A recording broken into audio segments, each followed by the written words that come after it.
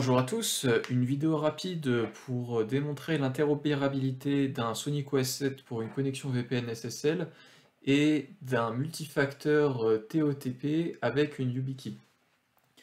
Donc dans mon lab, j'ai déjà paramétré toute la partie VPN SSL, donc je vous invite à aller sur la chaîne YouTube Infinigate si vous souhaitez en savoir plus sur cette configuration. Donc je vais simplement faire une passe très rapide. J'ai activé le VPN SSL sur la path 1 avec tous les paramétrages par défaut, c'est-à-dire le port SSL 4433 avec le user domain Infinilab. Dans la partie client settings, j'ai configuré le profil par défaut comme ceci. J'ai attribué un pool d'IP pour les personnes qui viendront se connecter sur ce VPN en 99.0. Pour les routes, j'autoriserai les utilisateurs qui viendront s'authentifier à accéder au subnet X2 qui dans mon cas est la path de production où tous mes serveurs se trouvent. Puis dans la partie client settings, un paramétrage rapide des serveurs DNS et de la sauvegarde du profil de connexion dans NetExtender.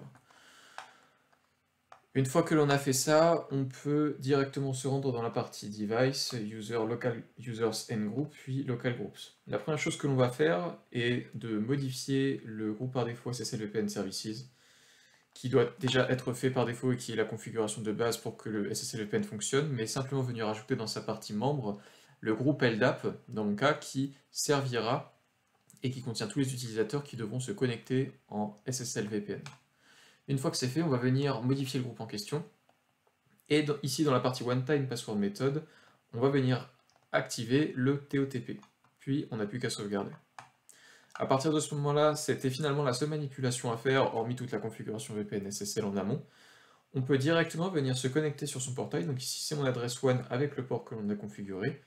Puis, venir me connecter une première fois avec un utilisateur qui fait partie de ce groupe nomade. Je vais être obligé de me connecter une première fois au portail web pour pouvoir venir enrôler mon facteur TOTP. Pour cela, et c'est là que la YubiKey va venir entrer en jeu, je vais venir télécharger Yubico Authenticator, qui est un utilitaire gratuit de Yubico qui va permettre de venir enrôler ces fameux codes TOTP, donc ces codes tournant en 6 chiffres, type Google Authenticator. Ici, le principal intérêt qu'on aura à passer par cette solution, et que l'on va pouvoir s'affranchir totalement d'une flotte mobile qui nécessiterait donc un Google Authenticator pour fonctionner. Ici, comme vous le voyez, l'application est disponible sous Windows 10 dans mon cas, et on peut donc parfaitement effectuer cette authentification sous cet OS en s'affranchissant totalement des smartphones. Pour enrôler le code, rien de plus simple, on clique sur le petit plus du bouton, et ici, je vois qu'il a scanné automatiquement le QR code à l'écran, et donc que je vais pouvoir ajouter ce compte, que je vais appeler VPN SSL SonicWall avec ce compte en question. Et ici, je vais pouvoir cocher ou pas Require Touch qui me permettra de venir appuyer sur le capteur doré de ma YubiKey pour révéler ce code tournant à 6 chiffres ou pas, simplement pour se protéger du regard par-dessus l'épaule. Puis j'ajoute.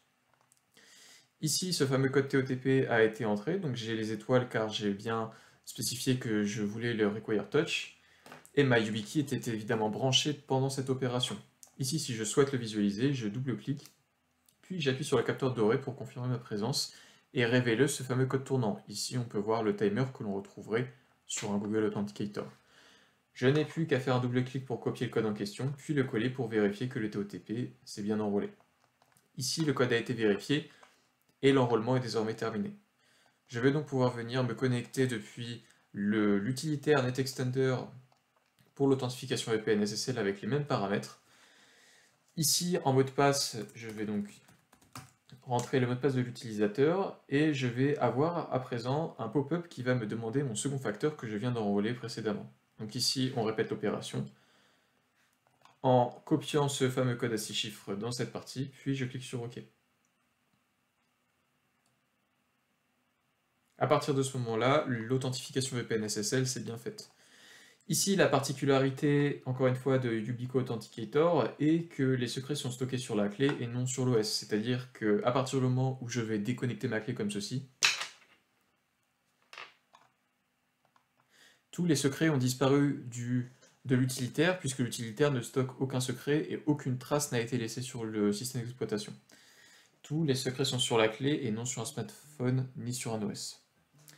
Voilà, c'était tout pour cette vidéo. À bientôt.